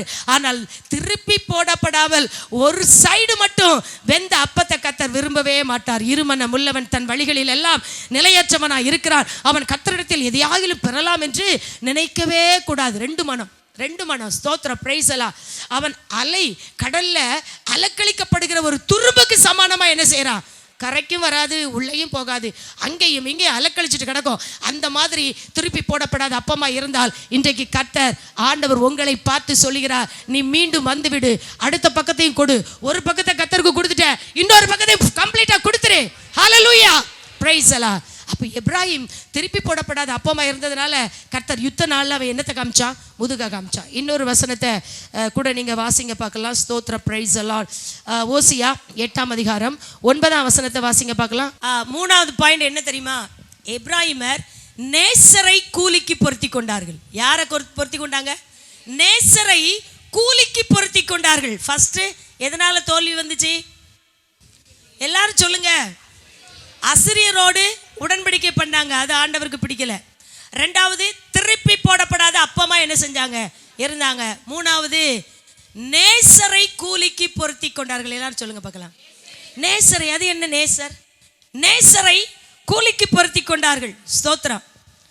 உன்னத பாட்டில் சொன்ன மணவாட்டி அவளை பார்த்து எருசலேம் குமாரத்தி சொல்லுவா, உன் நேசர் எதினால் விசேஷித்தவர்? மற்ற நேசர்களை பார்க்கிலும் உன் நேசர் ரொம்ப பெரியவன்னு சொல்றிய, ரொம்ப அழகுள்ளவர், அப்படி இப்படின்னு சொல்றிய. உன் நேசர் எதினால் விசேஷித்தவர்? சொல்லுங்க பார்க்கலாம். உங்க நேசர் யாரு? அவர் எதினால் விசேஷித்தவர்? மற்ற உலகத்தில் உள்ள எல்லாவற்றை காட்டிலும் எதினால் விசேஷித்தவர்? மணவாட்டி சொல்றா. அதுக்கு ஸ்தோத்திர பிரைஸ்லா. ஸ்திரீகளுக்குள் ரூபவதியே, மற்ற நேசரை பார்க்கிலும் உன் நேசர் எதினால் விசேஷமானவர்? நீ இப்படி எங்களை ஆணையிட மற்ற நேசரை பார்க்கிலும் உன் நேசர் எதினால் விசேஷமானவர்? அப்ப அவ சொல்றா, என் நேசர் வெண்மையும் சிவப்புமானவர், அவர் 10,000 பேர்களில் சிறந்தவர், அவர் தலை தங்கமயம். சொல்லுங்க. அவர் கண்கள் தண்ணீர் நிறைந்த நதிவோரமாய் தங்கும் புறாக்கண்கள், பாலில் கழுவப்பட்டவைகள், கன்னங்கள் கந்தவர்க்க பாத்தி. அப்புறம் வேற என்னது? வாசனை உள்ள அந்த கன்னங்கள் வாசனை உள்ள புஷ்பம் மாதிரி இருக்கு. உதடுகள் லீலி புஷ்பம், கரங்கள் படிகை பச்சை பதிந்த பொன்வளையல், அங்கம் பிரகாசமான யானை தந்தம், கால் தூணு, ரூபம் லீபனோனு கேதுரும் போல இருக்குது. அடுக்கிட்டு இருக்கா. ஆண்டவருடைய அந்த நேசருடைய ஒவ்வொரு காரியத்தையும் என்ன செஞ்சுட்டு இருக்கா? பெருமையா பெருமையா பேசிட்டு இருக்கா. இந்த பெருமைக்கும் கனத்துக்கும் உரியவர் ஆண்டவர் மட்டும்தான். வேற எவரையும் இப்படி புகழ முடியுமா? வேற யாரும் என்ன செய்ய முடியாது, புகழ முடியாது. ஸ்தோத்திர பிரைஸ்லாம். கையத்துக்கு ஒரு அல்லேலியா சொல்லுங்க பார்க்கலாம். நல்ல சத்தமா அல்லேலியா சொல்லுங்க. இப்போ உங்களுக்கு நேசர்னா புரிஞ்சிருக்கும். நம்ம நேசர் யாரு? ஆண்டவர். ஆனால் இவர்களோ நேசரை எதற்கு பொருத்தி கொண்டார்கள்? கூலிக்கு பொருத்தினார்கள். இது ஒரு சரித்திரம். என்ன அப்படின்னு சொன்னா, அந்த காலத்துல திராட்சை அந்த தோட்டங்கள்ல ஆலைகள், அதாவது திராட்சை கோபுரங்கள் இருக்கும், ஆலை இருக்கும். அது இப்பெல்லாம் நமக்கு மிஷின், ஆனால் அந்த காலத்தில் மிஷின் கிடையாது. ஆகையினாலே பெரிய தொட்டி, ஒரு ஊர் அளவுக்கு பெரிய தொட்டியை கட்டி அதுக்குள்ள அந்த திராட்சை பழங்களை என்ன செய்வார்கள்? போடுவார்கள். அவங்களுக்கு திராட்சை பழங்கள் தானே முக்கியம். அதனால விளைச்சல் உள்ள அந்த பழங்களை போடுவார்கள். நம்ம ஊர் திராட்சை பழம் இப்படி தான் என்ன செய்யும் இருக்கும். ஒரு சின்ன கொலை அப்படி சின்ன அப்படின்னா அந்த கொலையோட வாயில போட்டு சாப்பிடலாம். ஆனால் இஸ்ரவேல் நாட்டில் உள்ளது அப்படி கிடையாது. ஒவ்வொன்றும் ஆரஞ்சு பழம் மாதிரி என்ன செய்யும், ஒவ்வொன்றும் கிரேப்ஸ்லாம் அவ்வளோ பெருசாக இருக்கும். அதனால தான் தோளில் கட்டிட்டு என்ன செஞ்சாங்க வந்தாங்கல்ல, தோளில் அந்த அளவுக்கு பெருசு. ரொம்ப சுமக்கிறதுக்கு 2 பேர் சுமக்கணும் ஒரு கொலையை. நம்ம ஒரு கொலையை ஒரு வாயில என்ன செஞ்சிடலாம், போட்டலாம். நம்ம ஊரில் உள்ளது அப்படி. இப்படி திராட்சை பழங்கள் ஏகப்பட்டது அந்த அதுக்குள்ள தொட்டிக்குள்ள போடுவாங்க. அதுக்கு பேர் ஆலை மிதித்தல். என்ன சொல்லுங்க? ஆலை மிதித்தல். இப்போ என்ன பண்ணுவாங்க தெரியுமா? இஸ்ரவேல் மக்கள் ஆணும் பெண்ணும் காலை நல்லா கழுவிட்டு தொட்டிக்குள்ள இறங்கிடுவாங்க. தொட்டிக்குள்ள இறங்கி கையை பிடிச்சுக்கிட்டு யெகோவா தேவனை பாடி பாடி மிதிப்பாங்களாம். யாரை பாடி பாடி மிதிப்பாங்க? யெகோவா தேவன், அவர் பெரியவர், அவர் அதெல்லாம் சொல்லுவாங்க. செங்கடலிலே குதிரை வீரனையும் என்ன செய்தார்? தள்ளினார், மகிமையாய் வெற்றி சிறந்தார், அவர் பெரியவர் அப்படின்னு சொல்லி ஆண்டவர் செய்த அதிசயங்களை எல்லாம் சொல்லி சொல்லி கையை பிடிச்சிட்டு ஆணும் பெண்ணும் சகோதரிகளை பாடி பாடி பாடி பாடி ஆலயம் மிதிப்பாங்க.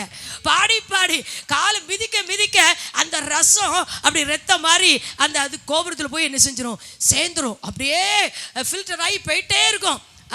அப்படியே ரொம்ப அழகா சுத்தமா அவங்க காலை கழுவிட்டா எல்லாம் சுத்தமா அது போய் சேர்ந்துக்கிட்டே இருக்கும். இப்படித்தான் அன்றைக்கு இஸ்ரவேலர்கள் ஆலை மிதித்தார்கள். ஆலை மிதிக்கும் பொழுது அவர்களுடைய நேசராய் யார் இருந்தா? இயேசு இருந்தார். ஆகினால அவர்கள் பாடுகிற பாட்டு எப்படிப்பட்ட பாட்டு? தேவனை குறித்த பாட்டு. தேவனை குறித்த பாடல்களை, உன்னதமான கர்த்தரை பாடி பாடி பாடி ஆலை மிதித்தார்கள். ஆகையினாலே அவர்களுடைய திராட்சை ரசமும் ருசியா இருந்தது, அது ஆரோக்கியமா இருந்தது. அதனால நல்ல வருமானமும் என்ன செஞ்சது, கிடைத்தது. ஆனா நாள் கொஞ்சம் மாற மாற கொஞ்சம் வித்தியாசமா போக ஆரம்பிச்சிச்சு. நம்ம பைபிள்ல வாசிக்கிறோம், ஆண்டவருக்கும் சமாரியா பெண்ணுக்கும் ஒரு உரையாடல் நடக்கு தெரியுமா? ஆண்டவருக்கு சமாரியா பெண்ணுக்கு உரையாடல் நடக்குது. அப்போ அவ சொல்லுவா, யாக்கோபை காட்டிலும் நீர் பெரியவரோ? இந்த கிணற்றிலே யாக்கோபும் அவருடைய மிருக ஜீவன்களும் என்ன செய்ததுண்டு? யாக்கோபை விட ஆண்டவர் பெரியவரா இல்லையா? சோத்திரம் அல்லேலியா சொல்லுங்க பார்க்கலாம். ஆனா இந்த சமாரிய பெண் யாக்கோபை பெருசா நினைச்சிருக்கா. ஆபிரகாம், ஈசாக்கு இவங்க தான் பெரிய ஆட்கள் அப்படின்னு இவ நினைச்சிருக்கா. ஆனா அவர்களை காட்டிலும் பெரியவர் என் பக்கத்தில் இருக்கிறார் என்பது அவளுக்கு என்ன செய்யாது, தெரியாது. அதனால அப்படிலாம் பேசிட்டே இருக்கிறா. அப்போ நாங்கள் மலையில போய் தான் நாங்களாம் தொழுது கொள்வோம். அப்போ ஆண்டவர் சொல்றாரு, பிதாவை எங்கும் தொழுது கொள்ளும் காலம் வரும், ஆவியோடும் உண்மையோடும் எங்கும் பிதாவை என்ன செய்வாங்க, தொழுது கொள்ளுவாங்க அப்படின்னு சொல்றாரு. இது இந்த சமாரியா பெண்ணுக்கு தேவன் வெளிப்படுத்தின ஒரு வெளிப்படுத்துதல். அன்னைக்கு ஒரு மலையில ஏதோ தெரிந்து கொள்ளப்பட்ட இடத்துல தான் ஆராதனை செய்வாங்க. ஆனா இனி ஒரு காலம் வரப்போகுது. இயேசு சொல்றாரு, அப்போ பிதாவை எங்கும் என்ன செய்வாங்க, அப்ப எப்படி தொழுது கொள்வார்கள்? ஆவியோடும் உண்மையோடும். இன்னைக்கு ஆராதனை இல்லாத சபையே கிடையாது, அப்படித்தானே? ஆராதனை இல்லாத இடமே கிடையாது. இப்போ எங்க பார்த்தாலும் வர்ஷிப் யூடியூப்ல எடுத்துட்டா எல்லாம் அதைத்தான் செஞ்சுட்டே இருக்கிறாங்க, அப்படி தானே? எல்லா சர்ச்சஸ்ல எல்லா இடங்களிலும் ஆராதனை ஆராதனை ஆராதனை. இந்த சத்தியத்தை சீசர்களுக்கு கூட ஆண்டவர் வெளிப்படுத்தவில்லை. சமாரியா பெண்ணுக்கு என்ன செஞ்சாரு? ஆண்டவர் வெளிப்படுத்தி இருக்க ஒரு பெரிய வெளிப்பாடு. அல்லேலூயா, ஸ்தோத்திரம், பிரைஸ் எல்லாம். அப்போ தொழுது கொள்ளுகிறவர்கள் எங்கும் தொழுது கொள்ளுவார்கள், தெய்வத்தை என்ன செய்வார்கள்? தொழுது கொள்ளுவார்கள். இதுதான் முறை, இதுதான் நியதி. ஆனால் இந்த எப்ராஹிமர் இவங்க ஒரு காரியம் செஞ்சுட்டாங்க. என்ன செஞ்சாங்க தெரியுமா? நாள் ஆக ஆக இவங்க எகிப்துல போய் நேசரை கூலி கொடுத்து என்ன செஞ்சாங்களாம்? கூட்டிட்டு வந்தாங்க. எகிப்துக்கு போயிட்டாங்க. இவங்க வேலையே தான். ஆண்டவர் செய்த அதிசயத்தெல்லாம் மறந்துடுவாங்க. சோவான் வெளியில கத்த செஞ்சார், செங்கடலை பிளந்தார், எவ்வளவு காரியம் செஞ்சார். தாகத்துக்கு தண்ணி கொடுத்தார், ஏலிம்ல நீருற்ற கண்டாங்க, பேரிச்சம்பழங்களை கொடுத்தார், மாதுளம்பழங்களை கொடுத்தார், கிச்சலி பழம் கொடுத்தார். இந்த உலகத்துல மற்ற யாரும் சாப்பிடாதெல்லாம் என்ன செஞ்சாரு? இவங்களுக்கு கொடுத்தாரு. ஆனா எல்லாத்தையும் மறந்துட்டு எப்ப பார்த்தாலும் எங்க ஓடுறது? எகிப்துக்கு. சிலர் அப்படி தானே. ஆண்டவர் செங்கடலை பிளக்க போறாரு, அந்த ஒரு காரியம் கண்ணார பார்க்க போறாங்க. இப்ப சொல்றான், எகிப்துல சாப்பிட்ட மச்சம், எகிப்துல சாப்பிட்ட கொமட்டிக்கா நல்லாவா இருக்கும்? கசந்து கிடக்கும். அங்க உள்ள வெள்ளை பூண்டு, கானான்ல வெள்ளை பூண்டுமா கிடைக்காம போயிரும், மீன் கிடைக்காம போயிருமா? கானான்ல எவ்வளவு ஆசீர்வாதம் இருக்கு. ஆனா இவன் எதுக்கு எடுத்தாலும் எங்க தான் சொல்லுவா? எகிப்து. அவன் அவ்வளவு அடிச்சு நொறுக்கி போட்டிருக்கான். ஆனா எகிப்து, இருதயமெல்லாம் எகிப்து. இப்பவும் போய் நேசரை கூலிக்கு கொடுத்து கொண்டு வந்தாச்சு. இப்ப நேசர்களும் நேச குமாரத்திகளும் வந்துட்டாங்க. இவங்க இஸ்ரவேல் மக்கள் ஆலை மிதிப்பதற்கு பதிலாக இப்ப யாரை இறக்கி விட்டாச்சு சொல்லுங்க? எகிப்தியர்கள். இடையில இவங்களும் நிற்கிறாங்க, எபிரேயர்கள். இவங்களும் இடையில நின்றுக்கிட்டு மெஜாரிட்டி அவங்க தான். இப்போ அவங்க எல்லாரும் கையை பிடிச்சு என்னத்தை பாடியிருப்பான்? பிசாசுகளை பார்த்து என்ன செஞ்சிருப்பாங்க? அங்கதான் நிறைய ஐட்டங்கள் இருக்க.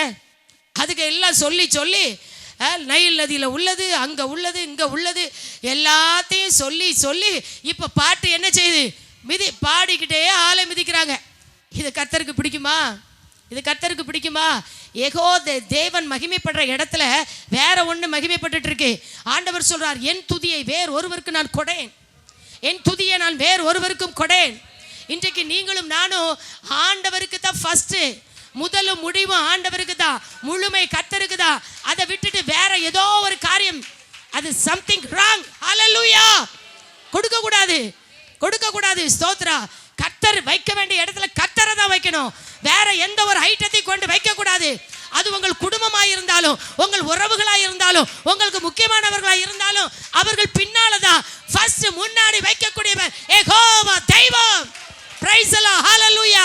அப்படி வைத்தால் நம்முடைய ஓட்டம் ஜெயமாய் முடியும். யுத்த நாளிலே நாம் முதுகை காட்ட வேண்டிய சூழ்நிலை வராது. Price the Lord. ஸ்தோத்திரம்.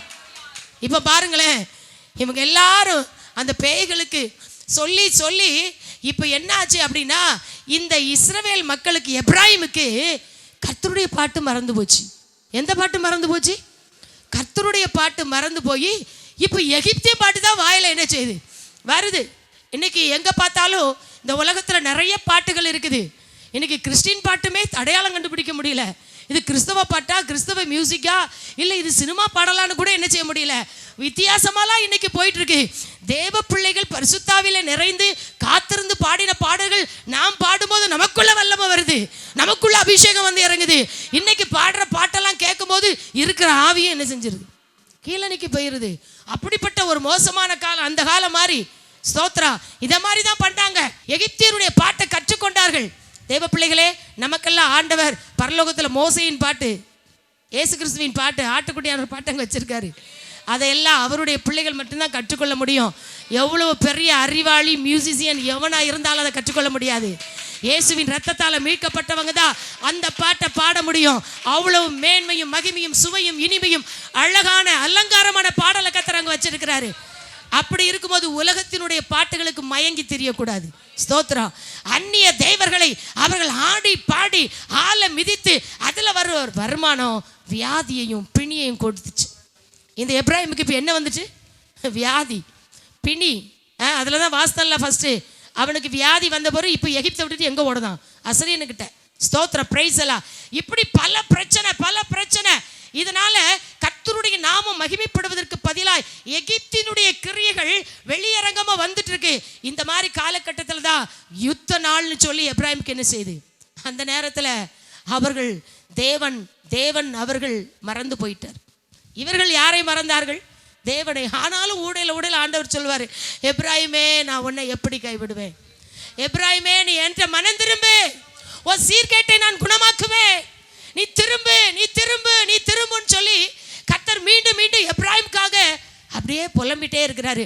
ஆனால் இவனும் அதை பற்றி கேர் பண்ணாம அந்த பிசாசுகளுக்காக ரொம்ப காரியம் செஞ்சுட்டு இருந்தாங்க. ஸ்தோத்திரம். தேவ பிள்ளைகளே, என்றைக்கும் நம்முடைய வாழ்க்கையிலே நேசரை கூலிக்கு என்ன செய்யக்கூடாது? உங்கள் வாயால் பாடுங்க. பாட்டை மட்டும் நம்ம எப்பவும் கேட்டுக்கிட்டே இருக்கக்கூடாது. நம்மளும் கற்றுக்கொண்டு என்ன செஞ்சுட்டே இருக்கணும்? பாடணும், கர்த்தரை துதிச்சுக்கிட்டே இருக்கணும். அதில் தான் கர்த்தர் மகிமைப்படுகிறார். ஹல்லேலூயா, பிரைஸ். இன்னும் ஒன்று சொல்லி நான் முடிக்கலாம் அப்படின்னு சொல்லி ஆசைப்படுறேன். ஸ்தோத்திர, பிரைஸ் எல்லாம். ஹல்லேலூயா. அதே ஓசியா 5:11 சொல்லப்பட்டிருக்கிறது. எப்ராயிம், இது எத்தனாவது? 4வது. எப்ராயிம் தகாத கற்பனையை மனதார பின்பற்றி போனபடினால் அவன் ஒடுங்குண்டு நியாய விசாரணையில் நொறுக்கப்பட்டு போகிறான். கடைசியா இவன் தோற்று போக காரணம், முதுகு காட்ட காரணம், தகாத கற்பனையை மனதார பின்பற்றுகிறான். எல்லாரும் சொல்லுங்க பார்க்கலாம். தகாத கற்பனையை மனதார பின்பற்றினானா? தகாத கற்பனை எதெல்லாம் தகாதது?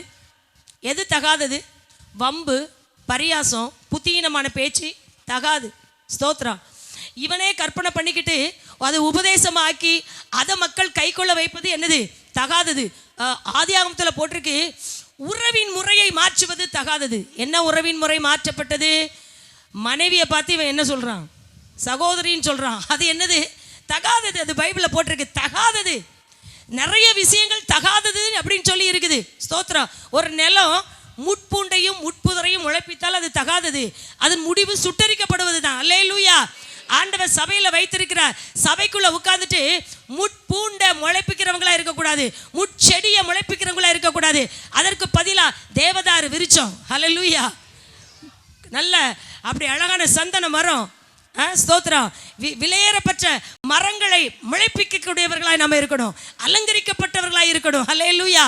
நிறைய மரங்கள் பைபிளில், லீபனோனின் கேதுரு, பனை மரம், ஒலிவ மரம், இதெல்லாம் கர்த்தரால் ஆசீர்வதிக்கப்பட்ட மரங்கள். அப்படிப்பட்ட மரங்களை உருவாக்கக்கூடியவர்களாக இருக்கணுமே தவிர முள்பூண்டை என்ன செய்யக்கூடாது? உருவாக்கினா அது தகாது. எப்படி நிறைய தகாததெல்லாம் இருக்குது. தகாத காரியங்களை எல்லாம் அப்படியே ஒன்று சேர்த்து அதை கற்பனையாய் மாற்றி மனுஷனுக்கு உபதேசம் பண்ணி இவனும் பின்பற்றான். அதனால் கர்த்தர் யுத்தனால அவனை என்ன செஞ்சிட்டாரு? தேவ பிள்ளைகளே, இதுதான் கடைசி காலத்தில் நடக்குது. இன்னைக்கு சில சபைகளில் தகாத கற்பனைகளை என்ன செஞ்சுட்டு இருக்காங்க? உபதேசமாக்கிட்டு இருக்காங்க. இந்த பூலோகம் தான் பரலோகம்னு சொல்கிறான், மேலே கிடையாதுங்கிறான். ஸ்தோத்திரம். கேள்விப்பட்டீங்களா? இந்த பூலோகம் தான் உங்களுக்கு பரலோகம். நீ கார் வச்சிருக்கிறியா, நீ பங்களா வச்சிருக்கியா, அனுபவி, இதுதான் உனக்கு பரலோகம். மேலெல்லாம் அங்கே யாரு? மேலே இருந்த ஆண்டவரை கீழே வந்துருவாருங்கிறான். எவ்வளவு தவறான உபதேசங்கள், மனுஷ கற்பனைகள், இதெல்லாம் ரொம்ப மாடர்னாக போயிட்டு இருக்கு. இந்த வாலிப பிள்ளைகளை இன்றைக்கு காப்பாற்ற வேண்டிய கட்டாயத்தில் நம்ம இருக்கிறோம். ஒரு 50 வயசு 40 வயசு தாண்டினவங்க கரெக்டாக ஃபாலோ பண்ணி போயிடுவாங்க. இளம் சமுதாயத்தை இன்னைக்கு கவர்ச்சி என்கிற போர்வையில் பிள்ளைகளை இழுத்து கொண்டு இருக்கிறார்கள். வாலிப பிள்ளைகளே, சபைதான் அதை காப்பாற்ற வேண்டும். ஹல்லேலூயா. தகாத கற்பனை, தகாத கற்பனையை இவர்கள் பின்பற்றி போனபடினாலே யுத்த நாள் வந்தபோது அவர்களை என்னதை காட்டினார்கள்? முதுகை காட்டினார்கள். ஸ்தோத்திரம், பிரைஸ்லா. ஆனால் தேவ பிள்ளைகளாகிய நாமோ முதுகை காட்டக்கூடியவர்கள் அல்ல, முகத்தை காட்டக்கூடியவர்கள். அவர்கள் அவரை நோக்கி பார்த்து பிரகாசம் அடைந்தார்கள். அவர்கள் முகங்கள் வெட்கப்பட்டு போனதில்லை. நம்ம இயேசுவை பார்க்கணும், ஆண்டவருடைய முகத்தை பார்க்கணும், ஆண்டவருடைய சாயலை பார்க்கணும், ஆண்டவருடைய ரூபத்தை பார்க்கணும். மின்னலை போன்ற ரூபம். பிரைஸ்லா. ஹல்லேலூயா, ஹல்லேலூயா. இன்றைக்கு தகாத உபதேசங்கள், அநேகர் அந்த உபதேசங்களை கைக்கொண்டு தங்களை ஒரு மாயக்காரர்களாய் மாற்றிக்கொண்டு இருக்கிறார்கள். என்னக்காரர்கள்? ஒன்றும் தெரியாத மாதிரி நடிப்பாங்க. மாயக்காரர்கள். ஒருத்த ஜெயிலில் இருக்கிறான். அவன் ஜெயிலில் இருக்கும்போது கொலைகாரர்கள், கொள்ளைக்காரர்கள் எல்லாம் ஜெயிலில் இருக்கிறாங்க. அப்போ ஜெயில் அதிகாரி போய் பார்க்க போறார் எல்லாரையும், எப்படி எப்படி யார் யார் இருக்கிறா அப்படின்னு சொல்லி அப்படி ரவுண்ட்ஸ் போயிட்டு வரும்போது ஒருத்தரை பார்த்தா ரொம்ப பரிதாபமாக இருக்குது. அவன் மொழி, அவனுடைய கை கால் எல்லாம் அப்படியே நடுங்கிட்டு அந்த அதிகாரியை பார்த்துட்டு இருக்கான். அதிகாரி பார்க்குறாரு, என்ன இவன் ஜெயிலில் அடைச்சி போட்டிருக்கேங்க, பார்க்கவே அப்பாவி போல் இருக்கிறான், கை கால் நடுங்குது, என்னப்பா செஞ்ச, நீ எதனால் இந்த ஜெயில் தண்டனை அனுபவிச்சேன்னு அவர் கேட்குறாரு அதிகாரி. அப்போ அவன் சொல்கிறான், ஐயா நானே பாவப்பட்டவன், நான் ஒரு தப்பு கூட செய்யலை, கடைசியில் என்னை எங்கே கொண்டு போட்டுட்டாங்க ஜெயிலில், நீ என்னதான் செஞ்ச சொல்லு. ஐயா ஒன்றும் செய்யலையா, கிச்சலம் காட்டுனையா. அதுக்கு என்ன கொண்டு எங்கே போட்டாங்க? என்ன காட்டுனானா? கிச்சலம் காட்டின. எப்படி கிச்சலம் காட்டின? கிச்சலம்னா புரியுதா உங்களுக்கு? கிச்சலாம் எப்படி காட்டினான்? அது நாங்கள் டவுன் பஸ்ஸில் எல்லாம் கூட்டமாக போனோமா, அவன் தொங்கிட்டு கிடந்தானா, அப்போ கிச்சலாம் காட்டினேன், டொப்புன்னு கீழே விழுந்து செத்துட்டான். அதனால என்னை பிடிச்சி எங்கே கொண்டுயா போட்டுட்டாங்க. மாயக்காரன் தானே இவன், எப்படி நடிக்கிறான். அவனை கிச்சலங்காட்டி விட்டு அவனை கொன்று அவனை போட்டுட்டு இப்போ சொல்கிறான் தண்டை ஒரு அப்பாவி மாதிரி என்ன செஞ்சுக்கிட்டு இருக்கான். கிச்சலங்காட்டுறதுக்கு யாராவது ஜெயிலில் கொண்டு போடுவாங்களா? போட மாட்டாங்க. ஆனால் அவன் ஒரு கொலைகாரன். இந்த கொலைகாரன் தன் கொலையை மறைப்பதற்கு இப்படி சொல்கிறான். இன்னொருத்தன் வந்து என்ன பண்ணானா தெரியுமா? மாடு காணாமல் போயிட்டான். அப்போ இவன் வீட்டில் தான் மாடு நிற்குன்னு எல்லாரும் ஊர்காரங்கெல்லாம் அங்கே போயாச்சு. போன உடனே என்னையா உன் வீட்டில் வந்து எங்கள் மாடு நிற்குது, பெரிய நல்ல கொளுத்த மாடு. ஐயோ உங்கள் மாடெல்லாம் நான் என்ன செய்யலை, திருடவே இல்லை.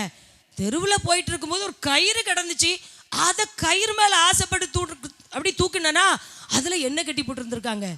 மாடு கடைசியில் என் பின்னாடி என்ன வந்துச்சு, எப்படி மாயமாலம். மாடும் பின்னாடி வந்த உடனே கயிறில் மாடு வந்துட்டோ அப்படின்னு நான் கெட்டி எனக்கு என்ன செஞ்சுக்கிட்டேன். எப்படி இந்த மாதிரி மாய வித்தைக்காரர்களாக இன்னைக்கு சபைக்குள்ள உபதேசம் கோளாரோடு இன்னைக்கு ஆக்ட் பண்ணிக்கிட்டு என்ன செய்கிறாங்க. எல்லாம் தெரியும் உங்களுக்கு, எல்லாம் தெரியும் உபதேசம் எது சத்தியம் எது, ஆனால் விலை போயிடுறாங்க. எங்கள் அப்பா வந்து அந்த கால ஊழியம் 50-60 வருஷத்துக்கு முன்னால் உள்ள ஊழியம் அது எப்படி இருந்திருக்குன்னு உங்களுக்கு தெரியுமா? பென்டிகாஸ்ட் உபதேசமே அங்கே எங்கள் கிராமத்துக்குள்ளே வர முடியாது. முதல் பென்டிகாஸ்ட் அந்த சத்தியத்தை கொண்டு போனவங்க எங்கள் அப்பா தான் எங்கள் ஏரியாவில். அந்த மாதிரி இருக்கும்போது பயங்கரமான உபத்திரம் அவங்களுக்கு வந்துச்சு. சாப்பிடவே கிடையாது. நான் பிறந்த தான் ரொம்ப வருஷம் கழிச்சு பிறந்தேன், எனக்கு தான் கஷ்டம் கிடையாது. மற்றபடி எங்கள் வீட்டில் உள்ள அத்தனை பேர் ரொம்ப கஷ்டப்பட்டுருக்காங்க. சாப்பாட்டுக்கே பஞ்சம். புல் இருக்கும் பார்த்தீங்களா, புல்லில் உள்ள அந்த பின்னால் இருக்கக்கூடிய நுனி அடித்து கடிச்சு தனியாக குடிப்பாங்களோ, ரொம்ப கஷ்டம். அந்த மாதிரி காலகட்டத்தில் அமெரிக்காவில் இருந்து $1 எங்கள் அப்பா அட்ரஸ்க்கு வந்திருக்கு. $1 வந்திருக்கு. உடனே டாலரில் இங்கிலீஷில் தான் எழுதிருந்துருக்கு. எல்லாம் எங்கள் அப்பா பார்த்துட்டு அதில் என்ன போட்டிருந்துச்சான் தெரியுமா? நீங்கள் என் உபதேசத்தை இந்த மாதிரி, அதாவது பரிசுத்தாவி இல்லை என்று நீங்கள் உபதேசிக்கணும். அப்படி உபதேசித்தால் உங்களுடைய வறுமை எல்லாம் மாறும். உங்களுக்கு மீண்டும் மீண்டும் நாங்கள் இந்த டாலரை என்ன செய்து கொண்டிருப்போம், அனுப்பி கொண்டிருப்போம். உங்களுடைய கஷ்டங்கள், நீங்கள் படுகிற பாடு, பட்டினி எல்லாத்தையும் எங்களுக்கு தெரியும். அதனால் நீங்கள் இதை ஏற்றுக்கொண்டு சரியான பதிலை அனுப்புங்கள் அப்படின்னு சொன்ன உடனே அதை பார்த்துட்டு எங்கள் அப்பா அந்த டாலரை திருப்பி என்ன செஞ்சிட்டாங்களாம். பாருங்க, பசி பட்டினி ஒரு 10 ரூபா பார்க்க முடியாது, அப்படிலாம் ரொம்ப கஷ்டம். 5 ரூபா பார்க்க முடியாது. ஆனால் விலை கூட டாலர் வந்திருக்கு. அன்றைக்கு உபதேசம் பெருசுன்னு நினைச்சாங்க. டாலரை குப்பையில் கொண்டு போடு. நான் பட்டினியா கிடந்தாலும் கிறிஸ்து எனக்கு ஜீவன், சாவு எனக்கு ஆதாயம். பிரைஸ் தி லார்ட், ஹalleluya. நீ தர்ற டாலரை வச்சு சாப்பிட்டுட்டு நரகத்துக்கு போறதை பார்க்கலாம், பட்டினியா கிடந்து பரலோகத்துக்கு போயிடலாம். அல்லேலூயா. அந்த தீர்மானங்கள், அந்த வைராக்கியங்கள் தான் இன்றைக்கு அவர்கள் கால் மிதித்த இடம்லாம் சபை. இன்னைக்கு எல்லா இடங்களிலும் சுவிசேஷம் வல்லமையாய் அப்படியே எழும்பிட்டு இருக்கு. எத்தனை பேரை எழுப்பியிருக்காங்க தெரியுமா? இன்றைக்கு தேவ பிள்ளைகளே, தகாத கற்பனைகளை உபதேசங்களா மாற்றக்கூடாது. அப்படி மாற்றினால் யுத்த நாளில் என்ன வரும்? முதுகு தான் காட்டணும். தோல்வி தான் என்ன செய்யும்? எக்காரணத்தை கொண்டும் ஆண்டவர் மேல் வைத்திருக்கிற பற்றை விட்டுறாதீங்க. எக்காரணத்தை கொண்டும் ஆண்டவரை மறுதலிச்சிடாதீங்க. ஒரு பக்கம் வெந்த அப்பமா மாறிடாதீங்க. எந்த சூழ்நிலையிலும் கிறிஸ்து எனக்கு ஜீவன் என்று சொல்லுங்க. பிரைஸ் தி லார்ட், ஹalleluya, ஹalleluya, ஹalleluya. ஆண்டவரை நோக்கி பார்ப்போம். ஸ்தோத்திர, பிரைஸ் தி லார்ட். இன்னைக்கு நீங்க தெரிஞ்சுக்கிட்டீங்க, நான் முதுகு காட்டுறவன் கிடையாது. நான் முகத்தை காட்டுறவன். நான் அப்பான்னு கூப்பிடுறதுக்கு உரிமை பெற்றவள். நான் அவர் முகத்தை பார்ப்பேன், அவர் என் முகத்தை பார்ப்பாரு. நான் ஒரு நாள் முதுகு காட்ட மாட்டேன். Price the Lord, price the Lord. கடைசியில் இந்த எப்ராடி நிலை இப்படி ஆயிட்டுன்னு சொன்ன உடனே ஃபைனலாக ஆண்டவர், நீ வந்துரு என்கிட்ட என்ன செஞ்சிரு, சரி ஏதோ நீ அசிரியன்ட்ட உடன்படிக்கை பண்ணிட்ட, நீ அதாவது கூலிக்கு பொருத்திக்கிட்ட நேசரை நீ திருப்பி போடாத, அப்போ தகாத காரியங்களை செஞ்சுட்ட, உனக்கு நான் மன்னிப்பு கொடுக்குறேன், உனக்கு இரக்கம் கொடுக்குறேன், மீண்டும் வான்னு சொல்லி அழைச்சாரு. கடைசி அதிகாரத்தில் ஓசியால வாசித்து பாருங்க. ஆசீர்வாதம். எப்ராயிமே லீபனோனை போல மலருவான். எப்ராயிம் லீபனோனை போல மலருவா. அல்லேலூயா, அல்லேலூயா. நம்முடைய ஆண்டவர் எவ்வளவு அன்புள்ள ஆண்டவர். எத்தனை தான் பின்வாங்கி போனாலும் மீண்டும் மீண்டும் வந்துவிடு என்று சொல்லி அறைகூவல் விடுகிற கர்த்தர். இந்த இடத்துல கூடி வந்திருக்கிற நீங்கள் ஒருவேளை ஒரு சிறிய காரியத்தில் பின்வாங்கி இருப்பீர்களே, ஆனால் இன்றைக்கு கர்த்தர் அழைக்கிறார். நீ வா, வந்துவிடு, வெளியே வந்துவிடு. பாவத்தை விட்டு வெளியே வா, இச்சையை விட்டு வெளியே வா. உலகத்தின் ஆசபாசங்கள், தவறான உபதேசங்கள், சட்ட திட்டங்கள், இவைகளை விட்டு வெளியே வா. உலக சிநேகம், தேவனுக்கு விரோதமான பகை, வெளியே வந்துரு என் மகனே, என் மகளே. என்னை விசுவாசி, நித்திய ஜீவனை உனக்கு கொடுக்கிறேன், இலவசமா பெற்றுக்கொள். நீ பணமின்றி பொருளின்றி நீ என் ரத்தத்தினால மீட்கப்பட்டவள் வந்துருன்னு சொல்றாரு. உங்களை பத்தி உங்களுக்கு தான் தெரியும், கர்த்தருக்கும் தெரியும், மத்த யாருக்கும் தெரியாது. இன்னைக்கு கர்த்தர் சொல்லி கொண்டே இருக்கிறார். தேவ பிள்ளைகள் அந்தரங்கமா செய்த பாவம் யாருக்கு தெரியும்? நான் ஆலயத்துக்கு போறேன், எல்லாம் செய்யறேன், யாருக்கு தெரியும் என் ரகசிய பாவம்? சொல்லிட்டு இருக்கீங்களா? வெளியே வாங்க, வெளியே வாங்க. கர்த்தர் இன்றைக்கு அழைக்கிறார். இப்படிப்பட்ட தேவ பிள்ளைகளை, முகத்தை காக்கிற தேவ பிள்ளைகளை மீண்டும் அழைக்கும்படி கர்த்தர் வரப்போகிறார். எல்லாரும் அப்படி எழும்பி நிற்போமா? எக்கால சத்தம் வானில் தோனித்திடவே